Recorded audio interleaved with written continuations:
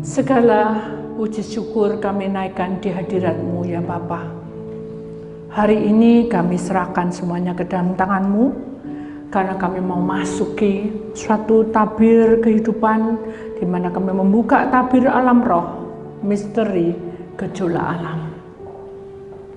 Tuhan, kuasai kami. Kami yakin bahwa Engkau berkuasa atas langit dan bumi. Kami serahkan ke dalam tangan-Mu. Kami percaya bahwa tangan-Mu ikut bekerja, kuasa-Mu ikut bekerja. Dan biarlah di dalam kitab Wahyu pasal 1 ayat 18. Dan yang hidup, aku telah mati, namun lihatlah, aku hidup sampai selama-lamanya. Dan aku memegang segala kunci maut dan kerajaan maut. Terima kasih Bapa, oleh bilur-bilurnya di atas kayu salib, Tuhan sudah menterai kami di atas dahi kami dengan perminyakan. Tuhan sudah menterai kami di atas dahi kami dengan iman percaya kami. Tuhan sudah menterai di atas dahi kami dengan roh-Mu yang bekerja. Di dalam nama Tuhan Yesus Kristus, Putra Tunggal, kami sudah berdoa dan mengucapkan syukur atas kasih setia-Mu. Terima kasih Tuhan. Yang percaya kita sama-sama berkata, amin. Silakan duduk kembali. Shalom. Yang tadi mengatakan apa? Dengar dia panggil nama saya. Lalu jawabnya apa? Aku jawab ya. Saudara, orang untuk masuk di dalam misteri gejolak alam, saudara harus tahu bahwa kita lewati masalah ini. Kenapa? Karena penglihatan dari tanggal 6 sampai tanggal 8 itu mengenai tentang dunia roh, dan kita masuk ya saudara, dan semuanya akan mendapat perminyakan dari pengurus. Sesuatu yang harus kita ingat bahwa alam roh itu memang ada. Suasana surga ada di tengah-tengah kita. Kita buka, kita singkapkan semua yang terselubung, dan tidak ada penguasa-penguasa lain. Yang ada adalah roh Allah yang bekerja. Amin. Ya. Tanggal 6 ini ada hubungannya dengan kehidupan di dalam alam sadar dan alam roh. Kita akan masuki saudara, tanggal 6 kita lagi berdoa, dan dengan tim doa kami merasakan ada sesuatu dengung yang sangat kuat sekali, dan dengung itu membuat telinga kita budek ya. Kumbang, ternyata kumbang raksasa ini warnanya hitam kecoklat-coklatan, dan di punggungnya itu saudara punya kepak ya, punya kepak yang sangat kokoh, kaku gitu ya saudara. Dan tidak hanya itu, dia menggerak-gerakkan sehingga suaranya semakin berdengung saudara, dan matanya itu merah sekali, dan mulutnya bergerak-gerak. Kamu tidak tahu bahasanya karena Tuhan tidak suruh untuk mendengarkan, tapi saya melihat penglihatan itu. Dan kumbang raksasa itu, saudara, dia menyusup, masuk dalam arti di dalam tanah ini. Jadi dia begitu nempel ke tanah ini, dia ambles, saudara. Jadi masuk. Dengan dia kedatangan kumbang itu tadi, maka masuklah perlahan sehingga saking besar hewan itu tadi sudah jadi ambles ya, sampai akar-akar pohon itu ikut ke bawah masuk ke dalam. Dan kita tetap menyembah, itu penglihatan pertama. Kemudian kita saking bingung, ini apa gimana Tuhan, kok enggak suruh apa-apa, cuma hanya menyembah. Lama-lama kayak kita melihat bahwa Tuhan tunjukin banyak rumah-rumah ya, dan rumah-rumah itu ada ya, kita lihat seluruh dunia itu rumah-rumah pasti ada, dan dengan rumah-rumah itu kami melihat ada satu pergeseran tanah saudara, dan tanah yang bergeser itu menganga. Begitu menganga, buka, kita bingung, ini buka ya arah kemana? Ternyata kita perhatikan, Tuhan tunjukin bahwa menganganya itu buka di setiap depan pintu rumah. Bayangkan saja, bagaimana kita jadi ketakutannya, wah ini pasti masuk rumah-rumah ini gitu. Itu bayangan secara logika ya, karena tanah yang menganga itu gelap sekali. Dengan posisi seperti itu, saya belum mikirnya apa harus saya lakukan. Tuhan sudah tunjukin sesuatu. Di tengah-tengah kegelapan itu ada terang yang bercahaya. Dan itu pasti dari Allah. Kenapa? Pada waktu kita melihat gelap itu hati tidak damai, rasa nggak pas. Tapi begitu ada terang itu saya merasa ada damai yang memberi kekuatan pada saya. Dan saya yakin bahwa kuasa Tuhan itu pasti ada dan Dia akan tolong kita. Itu dalam penglihatan saya. Kemudian tidak lama kemudian terang itu menembusi kegelapan. Setelah terang itu menembusi kegelapan, barulah Tuhan membuka kronologinya bahwa malaikat-malaikat ternyata di terang itu baliknya terang itu ada para malaikat-malaikat berlaksa-laksa. Lebih tenang kan? Wah, saya bahagia. Tapi Tuhan tunjukin, kamu masuk lagi dan lihat apa yang terjadi di baliknya malaikat berlaksa-laksa itu. Begitu saya lihat, ternyata jurang yang sangat menyeramkan. Waduh, terus apa yang saya harus lakukan? Tuhan hanya berkata, menyembah. Kita nyembah saja. Dengan penyembahan-penyembahan itu, Tuhan buka lagi. Naik lebih atas lagi. Saya naik. Begitu naik, saya lihat ada pipa. Itu pikiran saya. Pipa itu kok panjang sekali. Ternyata bukan pipa itu, itu ular. Jadi dibalik di antara lempeng bumi yang bergerak yang pecah menganga tadi, di sebelahnya itu ada pipa. Saya pikir itu pipa ledeng atau apa, tapi itu bergerak sudah. Jadi lunyu, licin. Ternyata itu ular. Dengan posisi seperti itu, saya tidak bisa apa-apa karena Tuhan tidak perintahkan apapun, tidak suruh usaha, tidak suruh apa. Mati segala sembah aku. Begitu sembah, semuanya ditunjukin. Ini loh anakku. Ternyata yang dinamakan kumbang, yang tadi yang dibilang kumbang yang besar tadi, dan juga mengenai tentang rumah-rumah yang menganga tanah itu tadi, saudara, itu adalah dunia roh. Ular yang seperti pipa itu juga dunia roh. Jadi kita ini keseret, saudara, di dalam dunia roh, dan itu akan terjadi pasti. Karena posisi yang seperti itulah, maka kita tahu bahwa alam roh itu memang ada. Dan kita harus bertindak bagaimana? Ya berserah, memuliakan Tuhan dan memuji-muji Tuhan. Itu penglihatan yang tanggal 6. Kemudian besoknya kita masuk lagi penglihatan tanggal 7, saudara. Saat kita pejamkan mata, angin itu besar sekali. Dan angin itu bukan angin yang kita lihat cuma hanya angin apa ya, badai gitu. Tapi ini lebih mengerikan. Jadi kalau kita mendengar itu aja rasanya sudah sangat, aduh, ini rasanya kiamat gitu. Rasanya seperti itu. Saudara bisa bayangkan ya. Jadi anginnya itu lebih dahsyat, lebih besar, dan kita tidak bisa bayangkan apa yang terjadi. Di saat saya bengong-bengong itu, saudara, angin itu tadi kan bus-bus gitu ya. Tapi itu membentuk seperti apa ya, kalau kita bilang itu seperti bayangan tebal hitam. Itu terus makin bergerak, makin besar, makin besar. Dengan posisi seperti itu, saudara, maka saya juga bingung apa yang saya lakukan. Tetap Tuhan bilang menyembah, kita menyembah. Belum selesai itu ada sekelompok besar, saudara, bukan sekelompok borongan ya. Kalau burung itu, burung itu pindah ke sana itu satu keluarga. Ini sekelompok besar, dan wujudnya itu seperti belalang.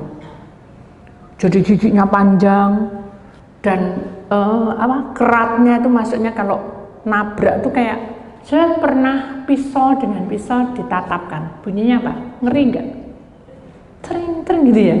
Kayak rasanya kayak landep banget gitu ya. Nah, itu yang saya lihat itu ada dengan berkelompok besar, dan itu awalnya dari hutan yang tidak pernah dijamah oleh manusia. Dari situlah mereka datang. Jadi banyak datang, dan itu hutan itu tidak pernah dijamah oleh manusia. Itu hutan yang apa ya, angker ya, angker, dan manusia saja tidak sampai ke sana. Dari situ mulailah kita tahu bahwa wah, ini penguasa roh yang nggak baik juga ya.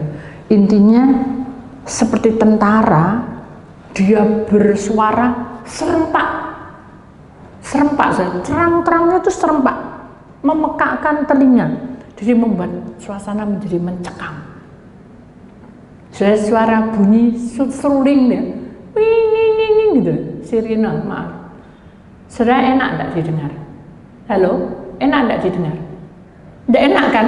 Ini lebih dari itu. Jadi sangat membuat kita bergetar hati kita, dan rasanya nggak enak di hati. Waduh, ini peperangan apa itu? Tapi itu terus binatang terus datang. Dia berusaha untuk apa ya, menguasai dunia ini.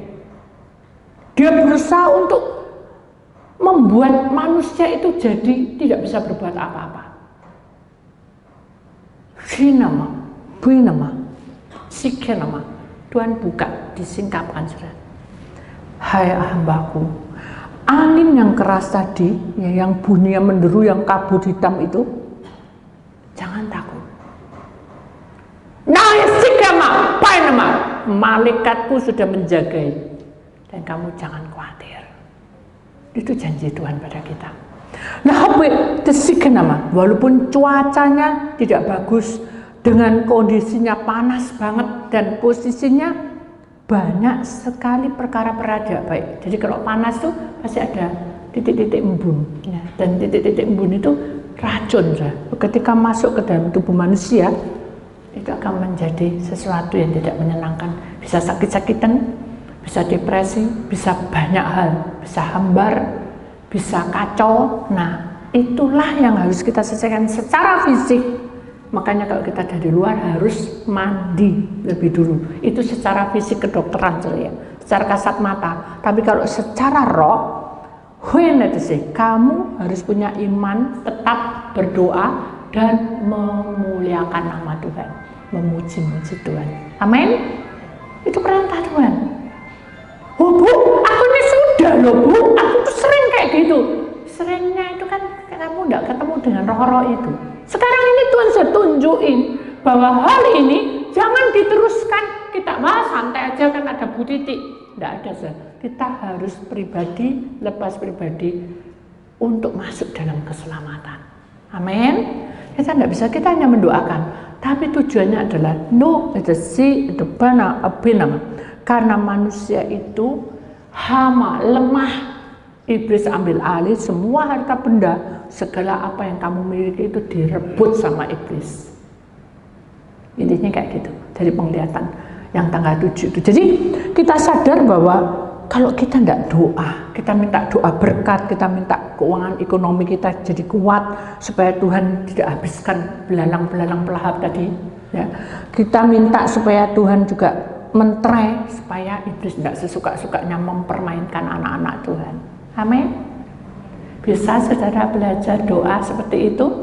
Wah, itu tergantung dari Bu Titi. Tidak bisa saudara, itu harus pribadi lepas pribadi. Makanya kalau berdoa jangan berdoa berkata, ya, berdoa untuk supaya keuangan ekonomi kita diselamatkan, saudara. Kemudian kita harus ingat bahwa belalang pelahap itu belum menyeluruh dunia, tapi binatang pelahap ini dia suka sekali dengan perkara-perkara keuangan, martabat, jabatan, itu semua dia suka, sehingga manusia tidak bisa berkutik apa-apa, dia hancurkan hidup kita. Hal itu sih, karena dengan doa semuanya dijamah, baik keuangan kita akan bercahaya. Kita doa itu sudah, bukan uangnya bercahaya. Kalau kita berdoa, kita punya cahaya, dan cahaya itu didoakan pada mama kita doa, Tuhan sucikanlah makanannya menjadi bercahaya, ada urapan Allah. Cahaya itu urapan Allah, bukan seperti sinar, tapi cahaya itu adalah urapan Allah. Paham ya saudara? Kalau kita doakan keekonomian kita, keuangan kita, berarti uang kita memiliki urapan dari Allah. Itu namanya cahaya. Jadi saudara harus paham bahwa kita hidup harus dibawa dalam pelataran Tuhan seluruhnya. Amin. Kita sadar bahwa Tuhan punya kuasa atas kehidupan kita. Tuhan seandainya, nah ini jawaban saya, pertanyaan saya, seandainya mereka itu tidak tahu, yang tahu cuma saya, kita toh, bisa tidak seluruh dunia ini tahu? Tuhan menjawab, Tuhan menjawab, aku itu berkuasa atas hidup manusia, itu caraku sendiri. Aku akan datang dan kuasaku tidak terbatas. Amin. Benar kan? Kuasa Tuhan tidak terbatas. Jadi kita tidak bisa pakai logika. Ngerti tidak ya saudaraku di luar negeri? Tahu, karena cara Tuhan bukan cara kita. Tuhan itu nanti akan membuat, bukan pengumuman, membuat manusia mengerti. Yang kita tahu adalah semua pribadi harus bertanggung jawab pada Tuhan. Contoh aja, kalau saya sudah terangkan seperti ini, saya tidak percaya, bukan urusan saya. Tapi saya akan berdoa untuk saudara. Tapi kalau saudara mendengar, keselamatan ada di pihak kita. Kenapa? Karena sesuai dengan firman-Nya, bukan sesuai dengan penglihatan. Paham saudara? Bu Titik katanya gini, kamu harus doa uangmu nanti entek, damai belalang beri.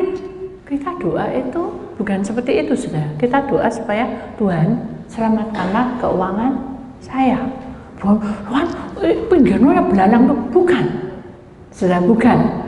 Karena kita minta Tuhan berkati dan lindungi keuangan kita. Tapi loh, keuanganku gini-gini tuh. Itu urusan Tuhan dengan saudara. Amin. Jadi kalau ini ditambah sehasta, tahu sehasta dari uangnya 100.000 saudara menjadi 200.000, itu juga hak Tuhan. Dari 200.000 turun 100.000, itu juga hak Tuhan. Tapi dibawa di dalam doa. Itu intinya. Jadi kita tidak bisa minta hasilnya harus baik terus. Itu hak Tuhan dengan saudara. Mari kita selami bersama-sama, karena Tuhan bilang dimanapun kamu berada, ya saudara, salah satu, nah ini saudara yang buat kita tenang, salah satu rumah tangga, baik itu pabrik, baik itu apa yang ada di dalam tempat itu, mama 1.000 orang, satu orang ada satu pertobatan dan satu orang ada mengenal Tuhan. Tuhan sudah menjaganya. Tapi dengarkan, manusia tidak bisa kudus 24 jam, betul nggak? Jadi kalau kita mama sudah jangan 1.000, 5 orang aja. 5 orang yang satu cinta Tuhan, dilindungi kan keuangan kita. Tapi yang ini suka marah, emosi, terus uangnya dilindungi. Halo? Enggak. Intinya gitu. Jadi enggak bisa. Harus kita minta Tuhan lindungi. Orang ini yang harus omong sama Tuhan, bicara. Loh, tapi itu saudaraku enggak percaya. Dibawa di dalam doa. Kenapa? Karena kamu tahu kebenaran. Itu saudara. Jadi intinya yang dimaksud Tuhan satu rumah, ada satu pertobatan, sinar itu sudah melindungi. Tapi kalau mereka 4 ini sudah rusak semua, kayak Ayub gitu saudara, lama-lama iblis ambil alih, betul nggak? Makanya kita dukung di dalam doa selalu supaya selamatlah seluruh keluarga kita. Itu penglihatan tanggal 7. Sekarang kita melihat tanggal 8, saudara, ya. Pada hari itu saudara kita berdoa berkumpul. Kami melihat ada tanaman keluar dari tanah. Jadi kita lihat tanah biasa gini saja. Kemudian keluar, buka, terus tumbuh kayak tumbuhan, ya, keluar terus tumbuh. Nah harusnya kan tumbuh, terus daun-daun, ranting pohon gitu. Ini enggak tumbuh, tapi yang di bawah juga tumbuh. Begitu tumbuh, akarnya yang juga bergerak, akarnya juga kelihatan kan? Tapi akarnya itu berbunga. Lah aneh kan saudara? Keanehannya di situ. Jadi ini tumbuh tapi akarnya juga bergerak, ini bergerak, juga ranting-ranting bergerak, tapi ini akarnya juga tumbuh dan berbunga. Harusnya kan di atas bunga, ini berbunga, tapi bunganya itu mengeluarkan darah. Paham ya saudara? Jadi bunganya itu keluar cairan darah. merah berdarah. Dari situlah kita sadar, kok aneh ya pohon ini, apa ya ini maksudnya, kok dikelilingi dengan ceceran darah, jadi dari bunga itu keluar darah. Saya bilang nyembah dulu, nyembah kita. Begitu nyembah, kita lihat penglihatan yang kedua. Itu kan pertama, dari tanggal 8, pertama. Yang kedua, kita melihat bahwa ada satu kumpulan, ya, ada puji-pujian, tapi saya tidak mendengar pujian itu pujian apa. Tak pikir itu gereja, saudara. Jadi saya datang nih, Tuhan tunjuk, ayo ikut aku. Ya, itu ikut. Wah, enak ya kalau menyembah memuji Tuhan kayak gini, serempak. Tuhan bilang, lihatan dulu, ini bener enggak kumpulanku. Duh, bener lah Tuhan memuji-muji Tuhan, tapi kan enggak dengar suara muji Tuhan atau tidak. Ayo ikuti aku, ikut. Terus maju ke tengah seperti ini kan, di tengah ini, di altar kol. Kaget saya, kok tengkorak, bukan manusia. Barulah Tuhan buka kronologinya, itu setan. Setan lagi bergerilya, dia berusaha untuk kumpulkan orang-orang dengan tipu dayanya, seakan-akan dia berbakti gitu. Nah itu harus kita pahami. Jangan kita lupa bahwa di dalam Tuhan harus ada firman Tuhan. Apa saudara? Firman Tuhan. Walaupun itu pelepasan, harus ada firman Tuhan dan pujian menyembah Allah. Ini tidak ada. Jadi kayak ibadah tapi tidak ada penyembahan, tidak ada firman yang ada penyembahan, tapi penyembahan yang enggak kita mengerti bahasanya. Jadi auranya sangat tidak baik. Jadi kayak bertentangan dengan terang dan gelap, tidak bisa menyatu. Nah itu yang harus kita pahami. Ketika kita masuk dalam kumpulan Tuhan, pasti kita ada sukacita. Amin. Pasti ada sukacita, dimanapun berada pasti ada sukacita. Itu yang kita harus peka. Dan Tuhan tahu kalau kita masuk dalam firman-Nya pasti ya dan amin. Amin. Kita harus belajar saudara, menata hidup kita dan berhati-hati dengan posisi yang seperti itu, sangat berbahaya sekali. Utusikenama itu altar kol iblis. Jadi tidak ada penyembahan, tidak ada firman. Dia hanya ngomong tapi seperti orang mabuk. Bukan yang dikatakan firman Tuhan di tempat murid-murid Tuhan, bukan. Ini ceritanya adalah masuk di dalam satu kumpulan, tapi kumpulan itu kata jorok yang keluar. Tahu ya saudara, kata-kata kutuk yang keluar. Nah itu kan nggak ada. Di dalam Tuhan tidak ada kata kutuk. Hanya menyembah, bahasa roh, kan gitu. Tapi ini kata kutuk. Tahu ya saya kata kutuk itu ya, kata kotor, kata yang tidak membangun. Nah itu tidak bisa masuk di dalam firman Tuhan, karena terang dan gelap tidak akan bisa menyatu. Amin. Jadi saudara harus peka dengan perkara ini. Ya, jangan kita sana bodoh, kita dengar, tapi dengarkan dulu.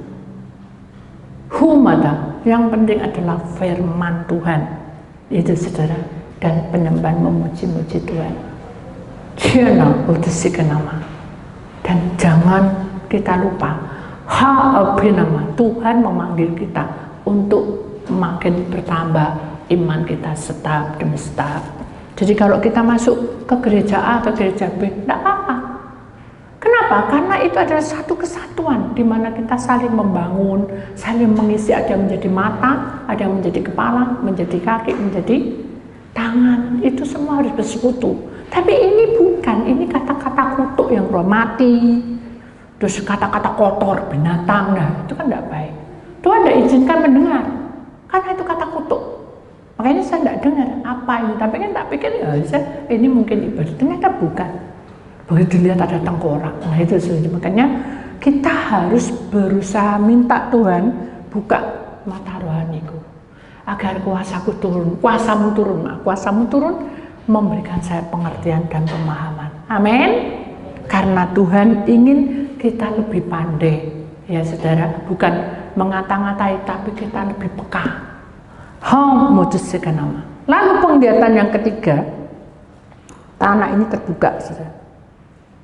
Bukanya bukan buka gini, tapi bukanya ini kayak saya tahu sesuatu yang dibuka, kecuali tahu pisang ya, pisang itu kalau dibuka kulitnya kan tetap dalamnya pisang. Nah, sama seperti itu, kita dibuka itu disingkapkan itu kayak kaca, jadi kelihatan saja. Begitu saya lihat, loh, kok aneh ya, kok tanah kok bisa kelihatan dari bawah, kelihatan semua tembus sampai ke bawah. Ternyata bagian yang terbuka itu, saudara, saya melihat bahwa ada satu kilapan-kilapan seperti piring yang besar-besar itu ya, jadi tapi tertata rapi itu. Tapi aneh ya, kok rasanya nggak damai gitu. Kenapa? Begitu saya perhatikan, terus saya ikuti tadi yang kilap-kilap tadi, saya ikuti terus ke dalam. Loh, akhirnya saya lihat tuh, itu kepala ular. Ternyata itu adalah naga, sisik naga tua ya, yang ditawan di jurang maut. Tuhan izinkan kita melihatnya. Saya melihat, mengerikan. Dan penglihatan itu membuat saya ingat di masa kita mengusir naga-naga itu, saudara ya, di lempengan bumi, dimasukkan ke lempengan bumi. Itu ada di khotbah-khotbah saya yang lalu, saudara bisa cari ya, saudara, dan saudara akan menemukannya. Penguasa roh jahat itu naik ke atas, perlahan-lahan dia tunjukin, saudara, ini loh aku, Duma atas segala, kuasa Allah lebih besar. Amin. Kuasa Allah lebih dasar. Dan saudara harus tahu bahwa kita tahu darah, kita kembali ke penglihatan tadi pertama, darah, bunga yang kuat darah itu. Dunia sih, iblis ingin kamu mempersembahkan darah kepada iblis.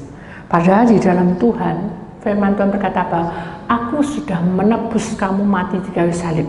Amin. Dan tidak perlu kamu memberikan darah kepada siapapun. Maksudnya mempersembahkan pada iblis, ya saudara. Bukan PMI, ya saudara. Ini mempersembahkan pada iblis. Jadi dipuja-puja dan kita bisa sadar nggak sadar kita terseret. Nah, kita tidak boleh ke sana. Ingat, aku mati di kayu salib untuk manusia. Jadi cukup aku. Jadi saudara tidak perlu mempersembahkan hal-hal seperti itu.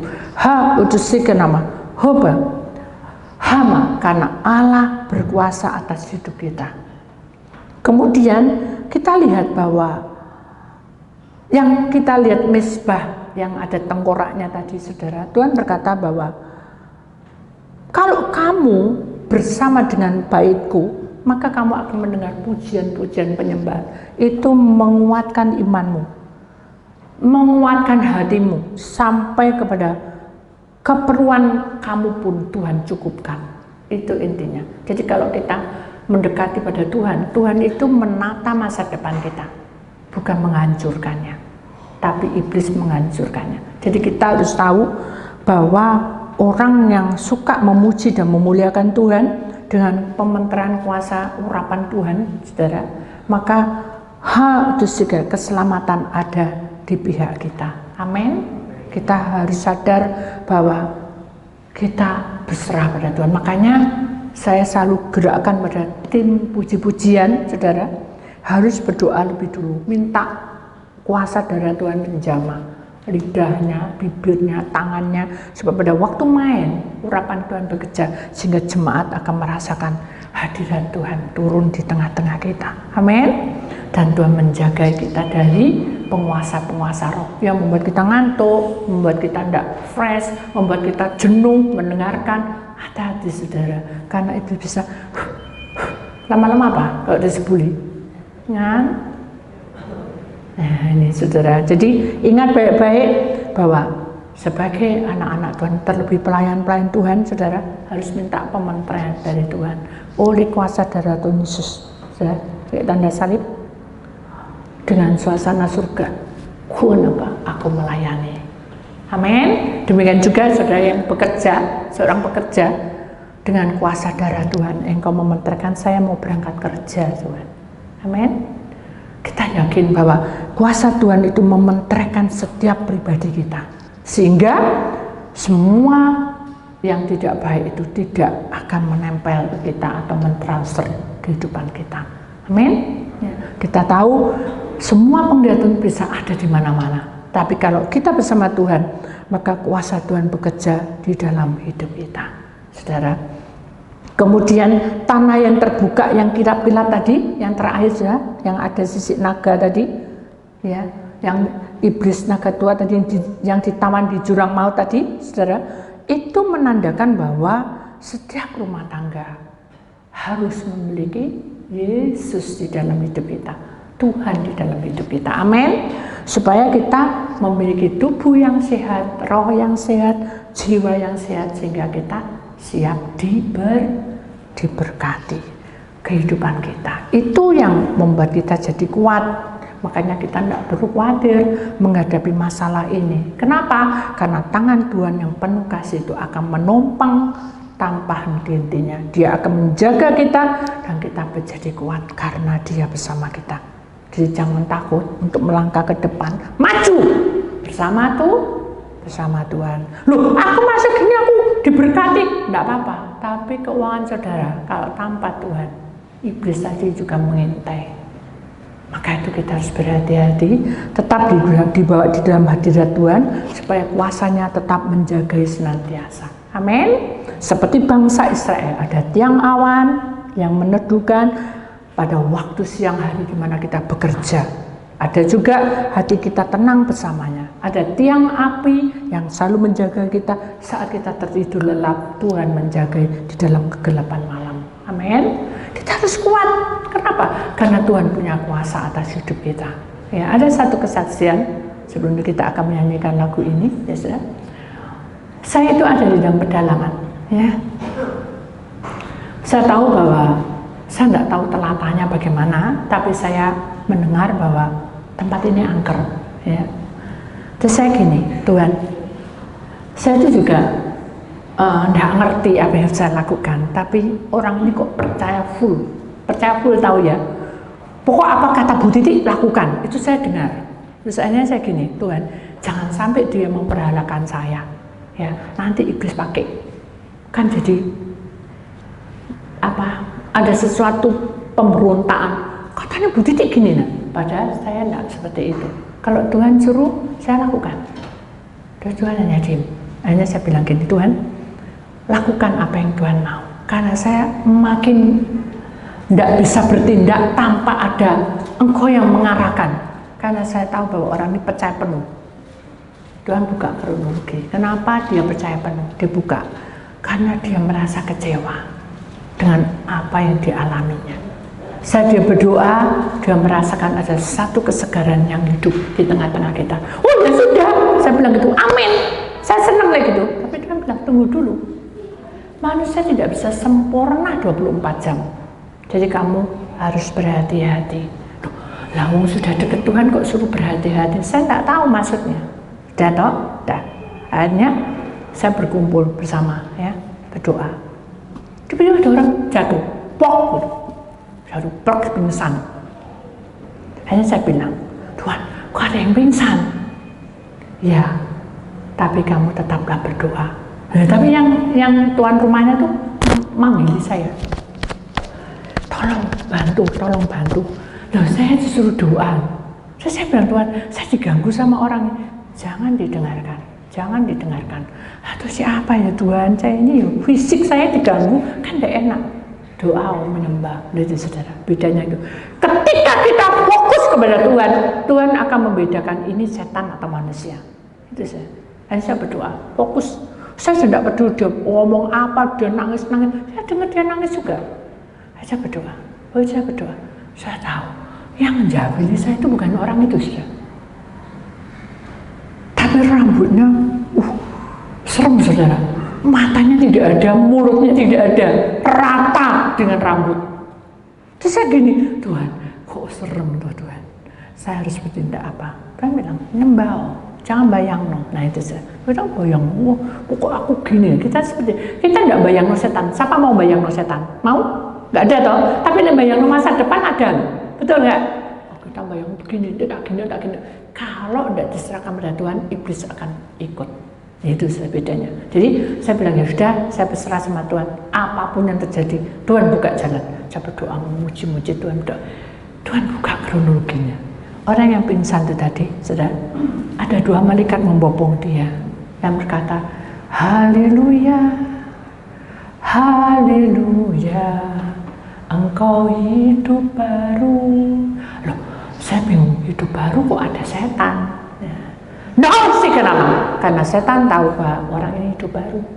Kalau kamu tadi langsung berdiri, dia akan kerasuan, dia akan terkam kamu, dan dia akan perang. Bayang jadi di perjalanan saya tukaran orang. Tuhan mau? Tuhan izinkan? Tak mungkin. Nah itu sudah. Jadi iblis tahu bahwa orang ini mau hidup baru. Dia kejar sampai saya itu tidak bisa terganggu saya. Jujur, saya sudah bingung. Saya mau buka mata, tapi Tuhan tutup mata, nyembah, berdoa, fokus kepadaku. Terus saya menyembah, berdoa, berdoa. Akhirnya sungguh-sungguh Tuhan buka kronologi setan, saudara. Nah, itu sih kenapa? Apa nama? Dia menjadi hidup kita berharga. Kenapa? Karena kita betul-betul menyalakan tiang api. Tiang api itu kan kegelapan malam, saudara. Dunia roh. Kalau itu dalam cara roh. Kalau tiang awan adalah pekerjaan kita. Sih kenapa? Api nama. Bangkit dan semangatlah. Karena kuasa Tuhan bekerja di atas hidup kita. Amin. Dia akan buka semuanya yang terselubung. Begitu dia hidup baru, saudara, saya lega. Terima kasih Tuhan. Dia bangun sendiri dan dia memuji-muji Tuhan.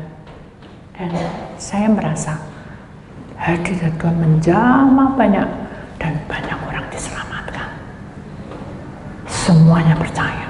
Yang tadinya pergi ke roh-roh yang tidak baik, semuanya mengakui. Konseling, saudara, 2 hari 2 malam gak selesai, saudara. 1 orang 1 jam setengah. Ceblek, bosen, ya bosen, tapi dia selesaikan. Nah habis ya, Tuhan buka semuanya. Tapi pertanyaan enggak itu terus, saudara.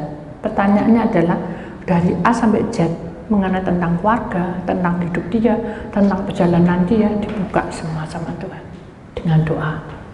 Amin. Tuhan baik. Tuhan baik. Kalau orang itu ditolong, semua orang pasti, saudara, ditolong tuh. Tuhan, beri kemuliaan pada Tuhan, saudara. Ya, kita tahu bahwa Tuhan berkuasa atas hidup kita dan Dia berkuasa atas langkah kita. Ingat ayatnya, saudara. Wahyu pasal 1 ayat 18. Ayo kita bangkit berdiri, kita imani ayat ini, ya. Tirukan saya untuk berkata dengan iman, ya saudara, jangan asal ngomong. Wahyu pasal 1 ayat 18. 1, 2, 3. Dan yang hidup, aku telah mati. Namun lihatlah, aku hidup sampai selama-lamanya. Dan aku memegang segala kunci maut dan kerajaan maut. Amin. Saya akan duduk kembali. Puji nama Tuhan. Kesaksian dari tanggal 6 sampai tanggal 8 menjadi peringatan pada kita.